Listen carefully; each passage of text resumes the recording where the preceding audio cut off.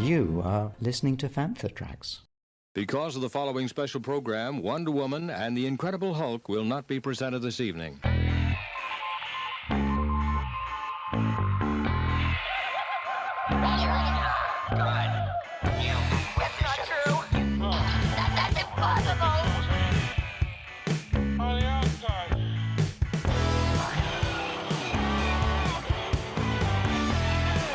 It's time to get all your Star Wars news in a single file. This is Making Tracks. Here are your hosts, Mark Newbold and Mark Mulcaster.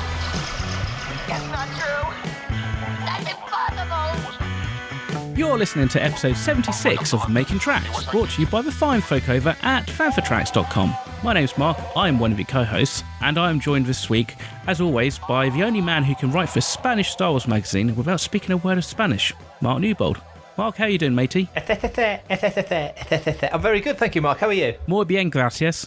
Yes, I'm good. How are you? Things are busy here as usual. Yeah, doing the Spanish fact files and Insider and Fantha Tracks and Making Tracks and life in general. It's all good. All good. Can't grumble. Come on then, how much can you tell us about the Star Wars fact files? I mean, you're probably under some kind of NDA, or how's that all going for you? It's going very well. It's called the Star Wars Encyclopedia in Spain, but essentially when it has been in the past released in the UK and Europe and the States, they've called it the Star Wars Fact Files. So I did check with the head office back there and said, am I okay to mention this? And they said, yeah, you're fine, but you can't give any details about what you're working on. And I actually have here what they call a collaboration agreement, which is very clear and says that I basically cannot, and I've signed my name on it on the back, I am obliged to keep and treat as confidential any information, so I can't talk about anything other than the fact that I'm doing it, and it's a lot of fun, and I'm really enjoying it, and I'm writing about stuff I've never written about before. It's the best thing that's happened so far this year. Oh, cool. In terms of work and stuff like that, so yes. So hopefully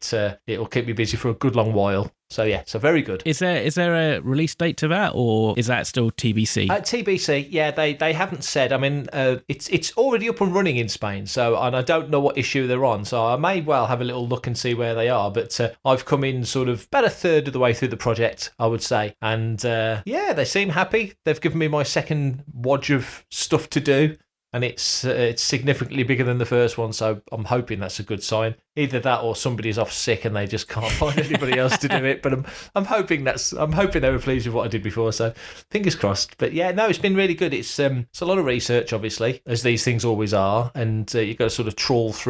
That sounds like a chore. It's not a chore at all. Sort of go through different pages and grab different books, and occasionally have an email conversation with the right person just to confirm that things are correct. But yeah, it's really good. So as soon as I'm allowed to talk more about it, I definitely will. Yeah, when you can talk about it, we'll have to have you back on the podcast so you can talk about it. Oh, you know me, man. I'll come on anytime. I'd love to be a guest. Yeah, that'd be fantastic. Yeah.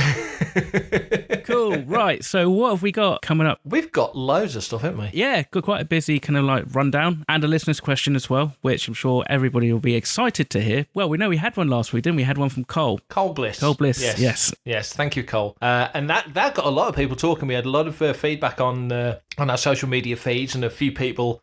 I did the Rebel Base Card podcast this week, and it came up in conversation there. So, yeah, we had some good feedback on that question from Cole. So, thank you, Cole. That was very cool. So, yeah, but like you say, we've got another one this week. But we're going to talk about a few things. Loads of Mandalorian Awards nominations, which is always good news. But what are we going to kick off with, Mark? Let's kick off with some good news, and let's talk about those awards.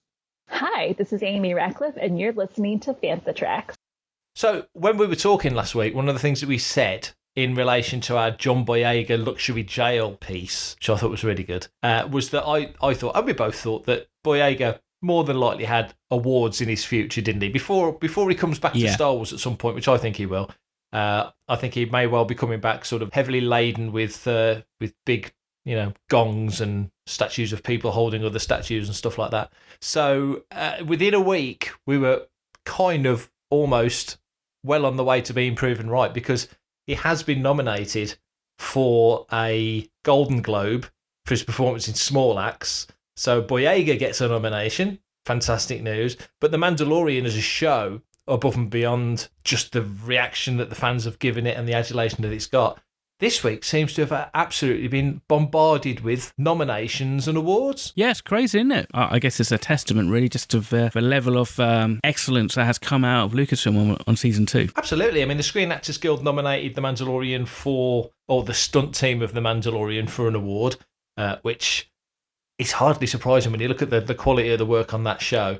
That was probably the least surprising one, but no less well received. The Academy of Motion Picture Arts and Sciences gave ILM a couple of technical, I think they call them certificates, for some of their work. One was for something called Haircraft, which I'd never heard of, but it's their sort of hair replication system for CG characters. I would assume it's for CG characters. And so I did a little bit of digging, and that's been around for longer than you think. That was being worked on sort of 5 or 6 years ago at least. So it's something that's sort of built. And when you go through the listing of people who've received awards, there were other companies, other effects houses that also got awards for very similar work. So it's obviously an area of CG that's been focused upon. So ILM picked up for that. They also picked up a nod for a head camera system that they've developed as well. So there was some nice work there. And then Rick Famuyiwa, Dave Filoni, Jon Favreau also got nominated from the Writers Guild of America as well for The Mandalorian. So yeah, it's award season. So we know there's lots of awards ceremonies going to be coming our way, but great to see The Mandalorian represented there. Absolutely. And also what's nice is there's a smattering of technical awards, which is where Star Wars always seems to excel in, but also the kind of more of the craft and creative aspects. So like you said, with the Best Drama Series Writers Guild nominations and stuff like that. So that's great news. And it kind of shows that not only is Lucasfilm and Star Wars developing on the technological front, but it's also developing in the creative aspect as well. Exactly, yeah. I think I'm pretty sure I'm correct. I think Ludwig Göransson got a nod as well somewhere along the line from one of the composers groups, I guess, for his work on season 2 of Mando as well. So it's just a good time to be a Star Wars fan, isn't it? Absolutely. Hey man, it's me, Kevin Smith, a Star Wars fan, Fantha Tracks fan. So sad news today, the actress who portrayed the mother of Padme in Attack of the Clones and Revenge of the Sith, Trisha Noble, has passed away. She was 76.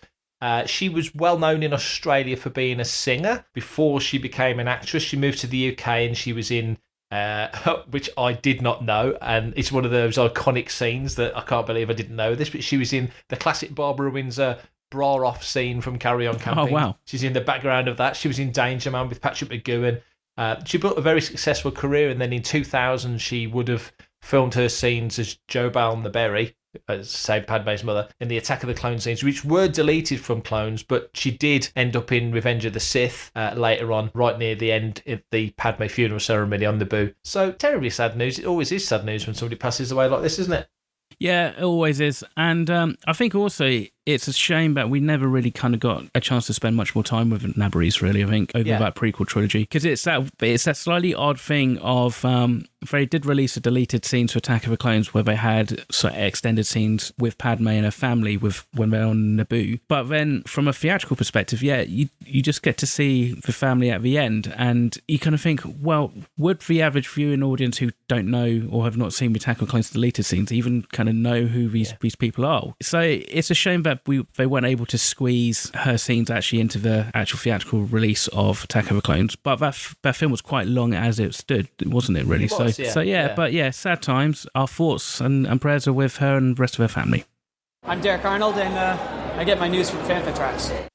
So RS Prop Masters released a statement on Friday that unfortunately their studio in Manchester has suffered a fire, and so they've basically had to hit the pause button on some of their orders, and they've had to close the studio. Luckily, no one was injured in the blaze, and later that day, one of the main men, Rob, put out a video on YouTube, on their YouTube channel for the followers and customers of the situation, basically. Mark, do you know much about RS Props? RS Props, they're guys, we see them at conventions all over the place. We'll see them up at Fan Fun Day, we'll see them at the NEC, we catch up with the guys, and we've caught up with them in the States as well, so you do see them around a lot. But I hadn't heard about this until you mentioned it as we were prepping for the show. I did not know about this. So what was the extent of the damage? I mean, was the whole workshop gutted, or what happened? So basically, from what Rob said, it's fairly extensive, enough that we've had to close the studio, and they're now basically looking, or they've got contingency plans in place, he said, so that they can kind of find alternative like fabrication places that they can continue to carry on with some of their work. But basically, yeah, I mean, it's one of those things that I think outside of the Star Wars costuming community, you're probably not likely to be hugely aware of RS props of just by the very nature of what they do. And basically what that is they kind of make pretty much, I think, arguably the highest quality and most screen accurate costumes on the market, because kind of what sets them apart is the fact that they have access to some of their screen use props, which they basically acquired through like auctions and stuff like that. And also the Stormtrooper armor has direct lineage to a screen use Stormtrooper costume, which is kind of like very special, which basically what it means is that it enables RS to kind of like make these highly accurate replicas down to the imperfections that were found in the originals. So, I mean, I don't fully know the extent of the damage beyond what Rob alluded to in his video, but you could imagine even the risk of losing such valuable items must be quite sobering. Well, I can't imagine. I mean, I know just for my part, as somebody who's collected for years, and I'm sure you're the same, the thought of anything happening to that, your stomach just falls out the bottom of your trousers, doesn't it? So it's just galling. But if you're doing it as a business that, you know, presumably supports, you know, your living and family and everything else, it must be awful. But one thought that occurs is that, like you say, that they had access to some screen use props. And I think this a lot, you know, when Lucasfilm release things from the archives or things get out into the market, and goodness knows there's plenty of collectors out there with deep, deep pockets, and we know a few of them, you know, who buy these things, that they're such a huge part of movie history. What happens if something gets damaged, or what happens if something gets lost, you know? And but these guys are doing it for a completely different reason. I can only sympathise and hope that they can, you know, make a strong bounce back from this. Yeah, me too. I mean, like I said, luckily no one was actually in the studio when the blaze happened, which is good, so nobody was injured. So hopefully they'll be back up and running and back on their feet pretty soon. So our best wishes and thoughts go out to RS Props as well. So chin up, guys. Hello, I'm Ahmed Best, and you're listening to Fantha Tracks. So the other day, author Soraya Wilson put out a spate of tweets covering the fact that she had a conversation with Daisy Ridley. Basically, the tweets kind of explained quite a lot of detail anyway, the contents of the conversation. Mark, you're more of a Twitter man than me. Did you kind of follow this thread? I did. She put a couple of tweets out, which quickly became a couple of dozen tweets, or so it seemed. She'd had a conversation with Daisy, and it sounds like they went into quite some depth about the story, especially about the Rise of Skywalker. The most interesting element, which was what I sort of translated into an article on Fantha, was that she said the only two possible endings was kiss or no kiss, but that the death of Ben Solo at the end of the film was the one thing that never changed. Now, I've got an interview coming up with Ian McDiarmid, issue 200 of Star Wars Insider. He also talks about scenes from Rise of Skywalker, a film which he clearly loved making. And he said, you know, he does allude to the fact that a lot of things changed. And I thought that was interesting, and I made a point of putting it in the article, because he says as well, he doesn't refer to this Daisy Adam Driver scene, but he does say that a lot of things were changing. They filmed a lot of stuff that didn't get used, and like every film's like that. And it just struck me as the one thing that's caused the most consternation, of many things, weirdly, from Rise of Skywalker. I love Rise of Skywalker. I think it's a fine film. It was the Ben Solo death. I know a lot of people wanted him to come back and be a happy hero and all this sort of stuff. To me, him passing the way he did, making that sacrifice, being accepted into the Force after all the things he'd done, was the best possible outcome for him as a character. I can't think of any better way for a Star Wars character to go than that. But of course, because, you know, he looked so cute when he was Ben Solo, and, you know, and blah, blah, blah. A lot of people wanted him to live. But for me, that was a perfect ending. And it just struck me as interesting that one element was the one thing that never changed. What did you take away from that? I went into Rise of Skywalker thinking or hoping that, I kind of expected that Kylo Ren would probably be redeemed in some respects. But I was kind of like, if he does, then he's got to die. Just because of the atrocities kind of thing, really. You know, the atrocities that he's done. Him killing Han Solo as he did was such a shock. So, yeah, I mean, the kiss or no kiss thing's interesting, because that whole scene just felt a little bit rushed in the end, you know? It felt really rushed, from Rey kind of coming back to life, as it were, to the kiss to the death, and the death just kind of seemed to come out of nowhere, but something just felt a little bit kind of off. And I know at one point people were saying, oh, they've actually reversed the shot and actually it's him sitting up, and I was just like, I don't know. For me, I think it was probably the best outcome, and I think the kiss or no kissing was kind of like that whole thing of trying to, I guess, kind of appease the Reylo fans a little bit, I think. Yeah. Really, that's kind of what it comes down to. I mean, it's interesting because I kind of thought really that his overture to Rey in Last Jedi, where he stretches his hand out, it felt more on different levels than the Vader to Luke outstretched hand. Join me in. Together we can rule the galaxy and all that. Yeah. It felt like there was an emotional aspect kind of behind it as well, rather than just we're gonna rule the First Order and be amazing. It felt more like an emotional kind of, I don't know, almost like a proposal or some description, really, if I'm honest. Yeah, I get that. I think the thing with the trilogy for me is that, and maybe it's Adam Driver as an actor, I don't know, or just the focus they put on Kylo, but Kylo to me felt like the most consistent character across the three movies. Yeah, pretty much. Yeah, he's undoubtedly the same.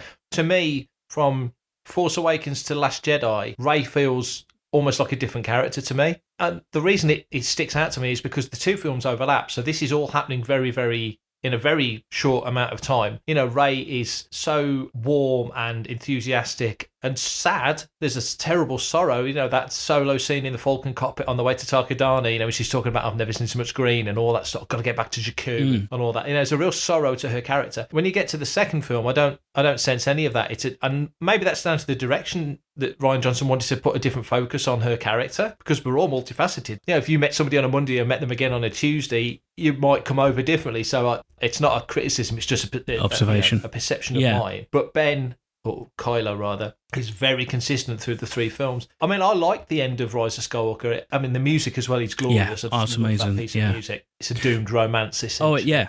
That they were never meant to. It's Romeo and Juliet, isn't it? One of them dies at the end instead of two. And there is a parity as well, I think, with the end of Jedi, where you could say that Anakin sacrifices what's left of his body to save Luke. Absolutely. And that's his sacrifice. Whereas Ben is literally sacrificing his essence, his soul, if you want to call it that, to save Rey. So there's a similarity there. I just thought it was the only possible ending. I can't imagine. It really would be like redeeming Hitler, after all the things he'd done. And I think it was forgiving of the Force to accept him back anyway. They have a moment where they're able to finally smile. And like she says, the only question was kiss or no kiss. I'm glad they did the kiss, personally. There was always an attraction between the two of them. It was a kind of an abusive relationship. And it was Rey kissing Kylo. It wasn't Kylo kissing Rey. It was her release as well. This is only a year. All these three films take place over 12 months. And the first two films happen back to back. They even overlap. So Rey's not been off Jakku for that long. It's only a year since she left the planet for probably the first time in her life. If you want to put it into comparative terms, there's 3 years between Star Wars and Empire. When we meet Luke in Empire, he's been out and around the galaxy and living a totally different life to life on Tatooine for 2 years longer by Empire than we ever saw Rey off Jakku. And they're a similar age, aren't they? So life experiences and just everything else, there's a lot for Rey. That's why I want to see Rey after Force Awakens. That's why later comments in that thread are quite enthusiastic when she basically says, I never said I'd never come back to Star Wars. I never said that. So, and of course people will leap all over that and go, she's coming back to Star Wars. I think it's what we said last week about Boyega. I think we should park those three, certainly John and Daisy, because I don't know if Oscar Isaac would ever come back unless there was a really good reason to bring Poe back. But I'd love him to come back because I love that character. But, I think you could park those guys for a good 10 years. There's plenty of other stuff to be doing before then, and then bring them back.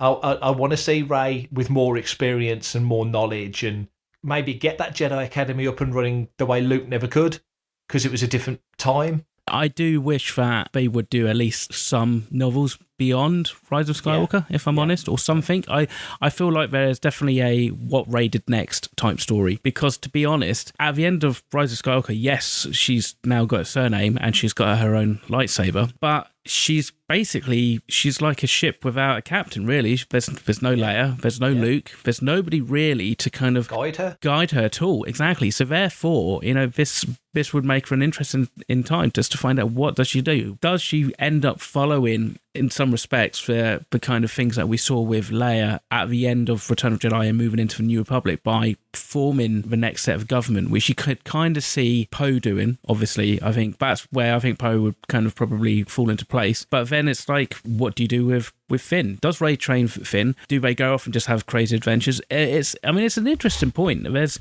a lot. It's blue sky. More so than ever. You don't have a legacy characters to have to worry about having to kind of service. You could continue with these 3 characters, or 4 or 5 if you want to bring back Janna or Rose, or even Connix, to be honest. You could bring that core group back and actually have them maybe do something which isn't like save the galaxy as such. Maybe make it a bit more of a micro kind of adventure, and so it's not like, galactic consequences, but actually it's something more personal. It's my Scooby-Doo idea, isn't it? I said, totally. Mystery Machine. Get Beaumont Kin and all those people together, and Claude back, and they all go off on the Falcon and have some mystery type adventures. And yeah, you're right. I mean, I think what you're saying, moving away from the source of the conversation, it's like Filoni training under Lucas, isn't it? Poe trained under Leia about diplomacy, and he's a hothead, which really comes out in Last Jedi, even though he was completely right when he did taking out that dreadnought.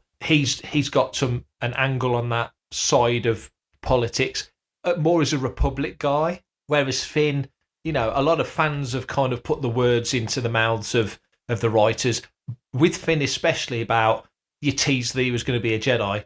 Yeah, it's like saying you teased Han Solo was going to be a Jedi in Empire when he cut the Tauntaun open with the lightsaber.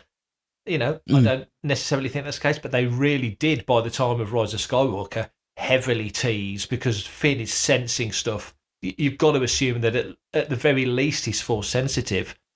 That being said, some people might say, well, why didn't Kylo Ren sense that with Finn? There's that one shot right at the very early part of Force Awakens, just after they've sacked the village, and Kylo looks over at Finn, and again that might have just been kind of classic JJ misdirection in respects of like, this person's going to be our Jedi or our Force sensitive, then actually it's not. It turns out to be Rey. But actually, again, you could work that in, and you could retcon that a little bit, and just kind of say, well, yeah, he's obviously sensed something in Finn that isn't necessarily usual with the rest of the stormtroopers, be it the fact that it's because he didn't fire, or maybe because there's some kind of latent Force sensitivity there that is so subtle that it's just like something that's just kind of catching Kylo's attention, but he doesn't necessarily know, because he's not trained well enough to know what it is, to actually identify that there could be potential in Finn. It's smart, don't you think, in that they write Finn in a way that if they'd have took him down the Jedi path, you'd have gone, yep, I get that. Or if they don't, equally, it's like, okay, fair enough. Almost like a lot of fans wanted Finn and Poe to be together as a couple, and for me, I only ever saw it as a bromance. I didn't see any pick up on any of that, but other people did.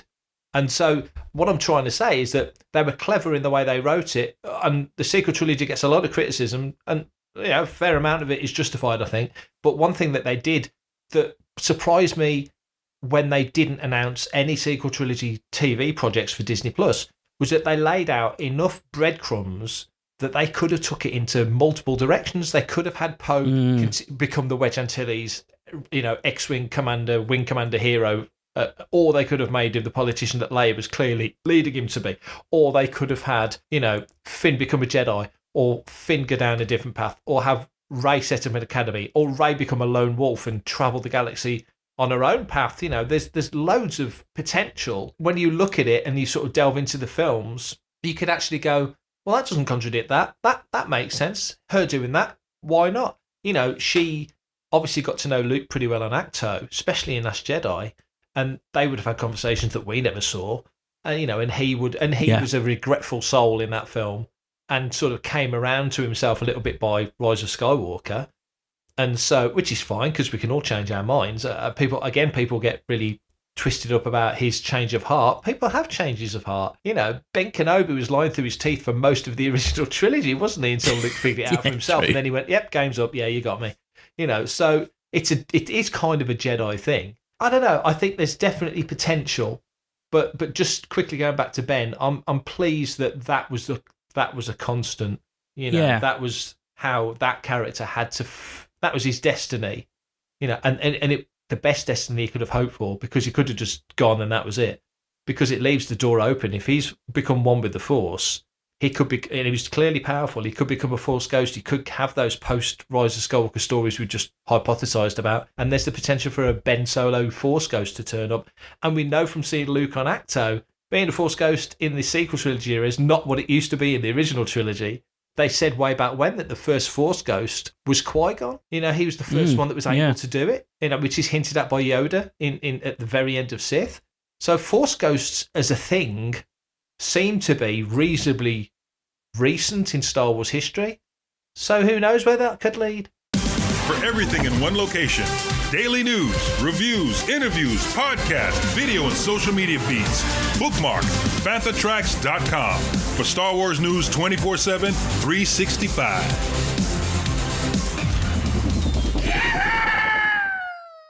So we have got a listener's question, and this time the listener's question comes from Sonia in Dublin. Hi Mark and Mark, with the success of The Mandalorian both in fandom and the Disney Plus audience in general, is there a risk that expectations for all the newly announced Star Wars shows could be set too high? We don't need to look too far back into Star Wars history to see when fan expectations have been shattered and received backlash by some of the fandom. Having watched all the recently released episodes of WandaVision and seeing that the first few episodes were met with a lukewarm reception by some viewers, do you think there is a risk that if some of the new Star Wars shows don't win people over early, that we'll see Star Wars fans drop their support for a new series before it's had a chance to find its feet? Keep up the stellar work, Sonia from Dublin. Mr. Newbold, over to you. Wow, that's a really good question. We do live in a world now, sadly, in a world where I think fan expectation far outweighs the capacity for any creative to satisfy it. WandaVision's the perfect example. Start from the top. It's Marvel. You've had 23 films of the Infinity Saga, topped with the biggest movie of all time in Endgame. I think, personally, as a comics fan as well as a Star Wars fan and everything else, that Marvel completely earned the right to think outside the box, do things differently, throw out a 3-hour, 3-minute long movie like Endgame and, just do what they want to do. They've earned it, they've proved that it works, and they've got a captive audience that wants more. You get to WandaVision, for example, and the first 3 episodes are basically a sitcom, and then the 4th episode changes it up, the 5th episode even more. And some people watch those first 3 episodes, either didn't get it or weren't engaged, and goodness knows, with all the streamers we've got and all the ancillary stuff we can do, and there's only 24 hours in a day still, that they were like, can't be bothered with this. But if you're in it and you've given them the time and you enjoyed it, I happen to enjoy it, so if you enjoyed it, then you reap the benefits of that watch and that viewership.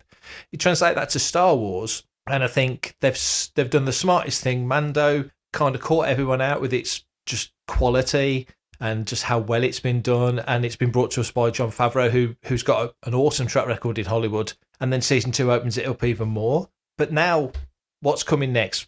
Bad Batch, essentially a sequel to the Clone Wars. That's going to be well received by people who love the Clone Wars, and it's a fascinating era. We know we've got Fennec Shand from Mando in it. We've got, we're more than likely going to see Vader and the Emperor and the build of the Empire, that Rise of the Empire era. So that's inherently going to be interesting, and hopefully that has a long, happy life. But that's animation, and that's almost its own thing. The next show after that is Andor, by the looks of it. Now, that's the one show I've noticed that people have been like, do we really need this?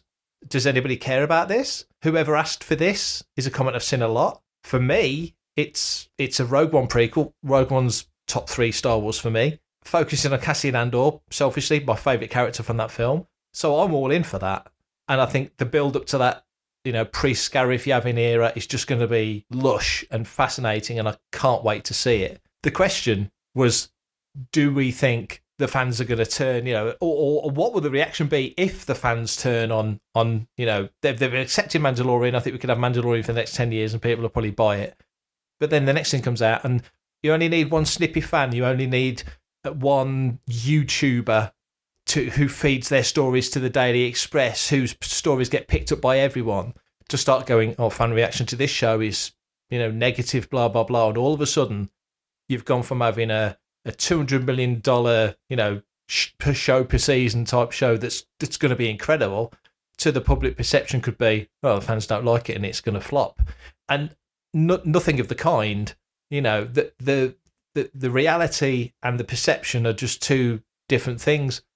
It could happen. It's annoying, but it could happen.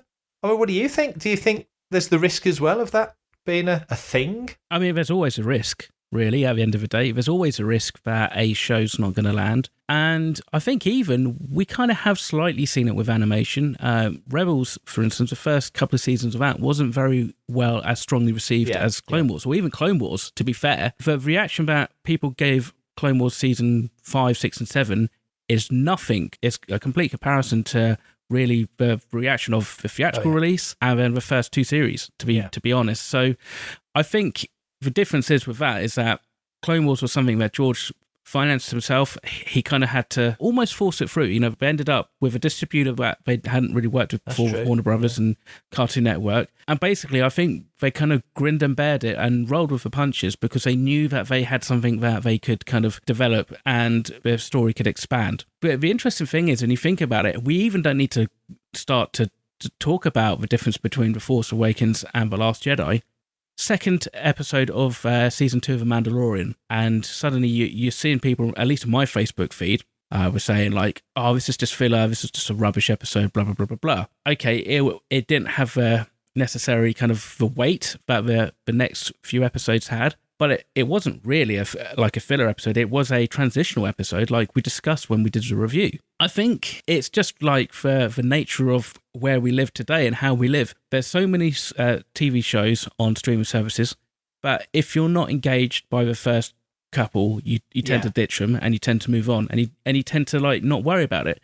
I myself personally try and give everything 4 episodes because I know some shows do tend to have a more slower build-up, which you can have. And that is, I think, to the credit, to a degree, of having streaming services. You don't necessarily need to be looking at viewers for one particular episode week in, week out, like you did with episodic TV on linear broadcast, where it's basically the numbers drive the advertising revenue, which means that you've got to make sure that your show is being, averaging a certain level of viewership so you can sell the advertising space to the people and the companies that want to advertise. So you don't have that because basically with a streaming service, everybody's paying for an annual subscription or a monthly subscription. And it's more disposable. The quality of the shows has, I think, across the board generally increased in the last 5 years. But there's more shows out there, and it's not necessarily the end of the world, I think, if you have a slower start to a series, or even actually if you get to like a 7 or 8 episode series and actually you watch it and kind of go, oh, that's a little bit rubbish, but it's not necessarily the end of the world. I mean, I think it comes back to what we did start to talk about last week, in that Star Wars has always been an event. So every time there's a new Star Wars series or film, there's a lot of eyes, there's a lot of expectations, and it's always going to be hard to kind of meet those expectations and to pass them. The Mandalorian, I think, is probably the exception, and they did it really well with season 1, and they even got away with it at the first episode of season 2 with the Boba Fett reveal at the end. So it's difficult, and I'm sure this is something that probably plays on the creators' minds a little bit at the end of the day, because they want to make sure that they can tell their story, and their story isn't cut short because fan reaction's not as good as it was. Yeah, I mean, you make a great point about the patience of viewers. A show like Next Gen or DS9, here we go, Star Trek, well, hang on. We're about 35, 40 minutes in, and we've only now just referenced Star Trek. That's pretty good for us. I tried. I couldn't not do it. But it's a great comparison. Do you think the first 2 seasons of those shows, neither really got going until season 3. So you're 50 episodes in to both shows. It took that time to really find its feet. Now, will we ever get in its entirety 50 episodes of Mandalorian? Maybe, probably not, because they're going to want to move off onto other things, and the story will shift and so on.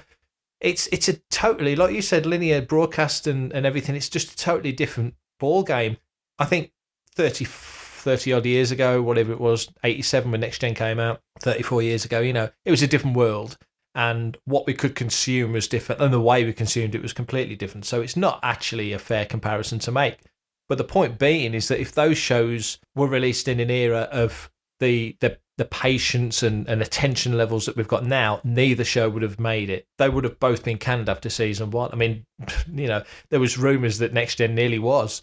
There was no guarantee it was going to carry on, but they gave it a shot, and thank God they did. But I think now with shows like WandaVision, go back to that, perfect example. We've had 5 episodes that people who've been engaged with it have really took something away from it and enjoyed it, and let people vocally know that they've enjoyed it. Like, this is quirky, it's different. I love that Marvel are doing something different. The people who don't get it, fine. And it's always the negative voice that gets heard the loudest. It just is, because it's clickbaitable then, isn't it? It's like articles get written about that and other articles get written off the back of that one, and it just proliferates in a negative way. Whereas, generally news, most news on the television, if you break down the percentages, it's only the, and finally, a little puppy, walked 1,000 miles and raised £1 million for charity sort of story that gets tacked on at the end of the news. Every other story is a little puppy got run over today. It's all negative. It's just news is inherently, this is what you need to be looking out for. This isn't good stuff. This is generally bad stuff. It's just the nature of it. And we're in a fandom that kind of subscribes to that to a certain degree. What we do on Fanthu is we try and pick the news and be as dispassionate, hopefully as engaging, but as dispassionate as possible, not give our opinion particularly. This is our forum to give our opinion on the podcast. But on the site, just try and lay the news out as best we can. And I think when it comes to the next Star Wars show, I don't mean Bad Batch, I'm on about whatever comes next. I'm pretty sure it's going to be Andor. What about Book of Boba Fett? That's coming out this year, isn't it? Oh, you're right. Actually, yeah, no, you're absolutely right. Book of Boba Fett's coming first. And I think because that's coming directly off the back of Mandalorian, and it is part of that foursome, isn't it? It's Ahsoka, Mando, Book of Boba Fett, and Rangers of the New Republic. They feel like they're the Mandoverse that Bob Iger was talking about, aren't they? So they kind of feel like they're a little core unit of stories that eventually will overlap. So that kind of feels like its own box. So I'd like to think that Book of Boba Fett will benefit from the goodwill that Mando's got, the fact that we saw Fett in there. But then you cosplay as Fett, so Fett well. That the character's been around forever, that he got this amazing reputation, but newer fans weren't around to sort of witness the Dark Horse Comics era. And all the blimey, going right back to first seeing him in the holiday special and the parade and the figure coming out before Empire came out, and who is this guy? Newer fans won't have got any of that. They weren't around for it. That's not a criticism. They just weren't around for it. So Fett's almost a character that a lot of people will look at and go, where did this dude earn his reputation? Because it was a different way of presenting a character and a different way of rolling him out. We never saw Fett do a lot of the stuff that he's got the reputation for, because he didn't need to. It was just there, whereas now I think everybody needs it on a plate, which is one thing that worries me about the High Republic, is that I think they're going to over-explain everything, and I hope they don't, because I think sometimes it's the gaps that really catch people's interest when you can hypothesize, like we did about Rey and Finn and Poe after Rise of Skywalker earlier. That kind of what if, to me, keeps Star Wars fans hungry. I do worry that, especially when you get to, I keep saying Andor, that's the one I've seen the most negativity about. You get to Andor, unless that is a show that is just undeniably holy, we cannot miss next week's episode, which for a lot of us it will be anyway, because it's Star Wars. That negative vibe will begin. So, yeah, it is a concern, because that sort of thing snowballs, doesn't it? Yeah, it does snowball. I think when a show receives criticism, I think if it's warranted, then you kind of go, okay, fair enough. I mean, I think Andor may not actually be as ill-received as possibly I think maybe you're worrying about, because I think actually there's still a lot of good faith and a lot of positivity about Rogue One. And I think for a lot of fans, especially a lot of fans of probably our kind of like age, really, so like, original era to Dark Times kind of era kind of fans, I think Rogue One is basically up there with the original trilogy, if not sometimes higher than some episodes from the original trilogy as their favourite films. I know a few people who Rogue One is literally either number one or second favorite Star Wars film, and that's in my mind, I think that's great. I think there's one or two things. If it's received with like a lukewarm response, and then basically it's because it's not actually everybody's cup of tea, well then that's fine. That doesn't necessarily make it a bad show, and I think that's fine. But it's if a show fundamentally changes like the essence of what, say, Star Wars is, or maybe the perception of a certain character, that's when they could run the risk of serious backlash. And we did see that in The Last Jedi and the sequel trilogy, and it has nothing necessarily to do with the story of like Rey, Finn and Poe, but it had everything to do with the story of Luke Skywalker, for instance. And I think that is probably where Lucasfilm have probably, I think, learned the lesson to a degree from that sequel trilogy about actually what they can and can't necessarily get away with in terms of dramatic shifts in character positions. If we have a character and it shows natural and good character story development and a transformation over the course of a series, then I think a lot more people will believe that. But if it happens too fast, too soon, that's when people kind of suddenly go, well, hang on a sec, that's not quite right, that doesn't quite feel right. Yeah, I suppose that you look at character arcs, you know, you've got to wonder with Andor what Cassian's arc will be, because he was very much a sort of a whole character by the time we first met him in Rogue One. But that being said, you know, in Rogue One, he starts off as he takes out, is it Tivik? Tivik. You know, and so, and that's pretty harsh. And you kind of know that they've known each other a long time.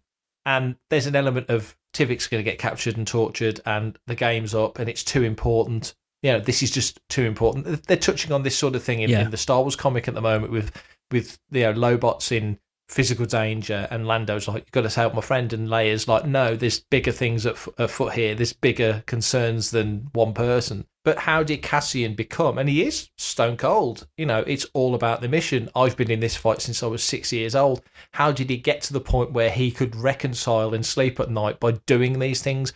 When you get to Edu, you know, he's got the shot on Galen and he can't do it. So you know, there's definitely a character arc for Cassian to follow, but he does feel like the sharp implement. He feels like the, you know, Draven, is it General Draven? He's sort of saying, you know, you know, go out and do this and, you know, and kill him. You know, when you get there, just kill him. They're prepared to give the orders, and they're big decisions to make. And, you know, I don't think they're easy decisions to make. Yeah, well, it's that whole MI6 James Bond M thing. It's like, you know, you are the blunt instrument. You have a license to kill, so you have to go and kill people. That is basically, that's your job. Cassian's the guy that has to go and do it. And you look to other stories, you know, you think, well, what's the story arc for Kenobi, or Ben, really, as we should call him in this era?